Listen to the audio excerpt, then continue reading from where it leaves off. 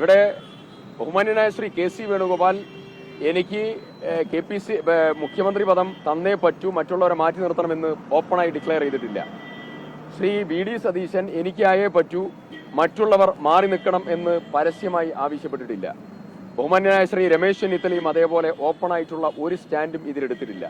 Party നേതൃത്വം ഇതിൽ കാമൻ കൂളായി വളരെ കൃത്യതയോടുകൂടി ഈ കാര്യങ്ങൾ നിർവഹിക്കാൻ കപ്പാസിറ്റിയും സ്ട്രെങ്ത്തും കോൺഗ്രസ് ഹൈക്കമാൻഡിനുണ്ട്. ആ ദൗത്യ നിർവഹണത്തിന്റെ പ്രോസസ്സിന്റെ ഭാഗമാണ്. ആ പ്രോസസ് നന്നായി നടക്കും. ഏതാ ഈ കോൺഗ്രസ് അഡോപ്റ്റ് ചെയ്യുന്ന ഒരു രീതി അനുസരിച്ച് കാര്യങ്ങൾ മുന്നോട്ട് പോകും.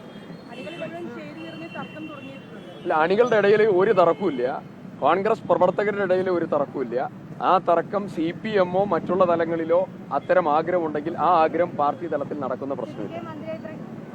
അതെല്ലാം കോൺഗ്രസ് പാർട്ടി തലത്തിൽ സ്വീകരിക്കേണ്ടതാണ്. ഞങ്ങളൊക്കെ ഏത് ദൗത്യം ഏൽപ്പിക്കുന്നോ ആ ദൗത്യം ഉത്തരവാദിത്തത്തോടു കൂടി നിർവഹിക്കും. ഇപ്പൊ MLA-യുടെ ദൗത്യമാണ്, നന്നായി പോകുന്നുണ്ട്.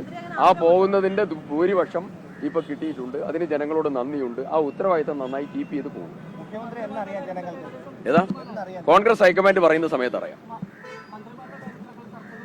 ഇല്ലല്ലോ, ഒരു ചർച്ചയും ഇതുവരെ നടന്നിട്ടില്ല.